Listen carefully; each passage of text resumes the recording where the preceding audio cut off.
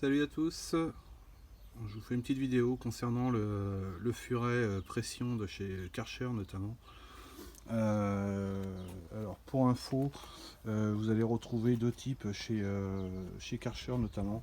Vous avez le kit gouttière, kit canalisation gouttière, ça vous permet de faire vos gouttières et vos canalisations. Vous avez les furets donc qui existent en différentes tailles, hein. Il y a du 7 mètres, je crois même qu'il doit y avoir du 15 mètres de mémoire. Pour ma part, j'ai acheté le kit gouttière où le flexible furet pour les canalisations fait 20 mètres. Je vous le dis, si vous avez un choix à faire, même si vous avez besoin pour vos gouttières, en termes de prix, généralement c'est plus intéressant d'avoir le kit. Ça vous revient moins cher d'avoir un flexible de 20 mètres, au moins vous êtes sûr de faire toute la maison. Pour ceux qui ne connaissent pas, le principe il est assez simple, hein. Donc vous avez le furet de 20 mètres. Là, je prends l'exemple de vieilles canalisations qui sont pas tip top, mais vous avez juste besoin de rentrer votre furet. Alors moi on le voit pas trop, mais normalement vous avez un marquage rouge, alors, qui est un peu qui est un peu disparu. Il faudra que je remette un coup de peinture ou autre. Ne jamais l'activer quand vous êtes là juste dans le tuyau. Attendez de rentrer directement tout ça dans le tuyau pour pouvoir nettoyer vos canalisations.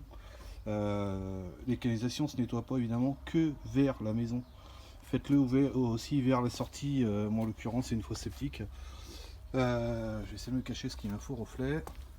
En direction notamment de la fosse septique ou du tout à l'égout. Alors c'est dommage, je ne l'ai pas filmé, mais moi en l'occurrence je viens de le faire et je viens d'apercevoir que je suis retombé encore sur des résidus. Je le fais une fois par an pour être tranquille. Des résidus notamment de lessive. Voilà, donc c'est ce qui permet de faire des bouchons au fur et à mesure si vous ne le faites pas. Donc bien dans les deux sens, hein, sens maison mais sens aussi évacuation. Ça vous évitera des petits soucis dans l'avenir. En ce qui me concerne, moi j'utilise mon furet avec un Karcher, le K7.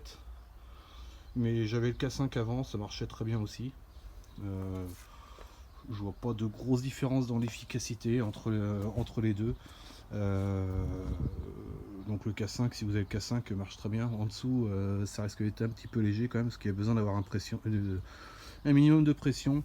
Le but sur les furets, pour ceux qui ne connaissent pas, mais bon, si vous y intéressez, je pense que vous avez compris le principe. Donc vous avez une tête ici. Alors sur Karcher, elle est bien ronde. Vous en avez sur d'autres marques qui existent aussi avec un jet, un petit trou en tête de buse qui permet de perforer aussi s'il y a des bouchons.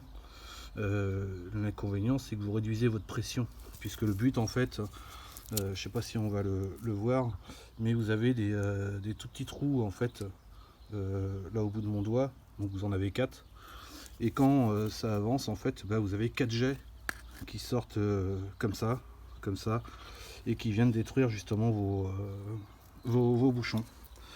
Donc voilà, en ce qui concerne le petit truc aussi, c'est bon à savoir, les lessives que vous utilisez à l'heure actuelle, les dernières généralement, peuvent fonctionner dès 20 degrés quand vous faites une machine à laver. Ça peut vous paraître tout bête, vous pouvez vous demander pourquoi je vous en parle.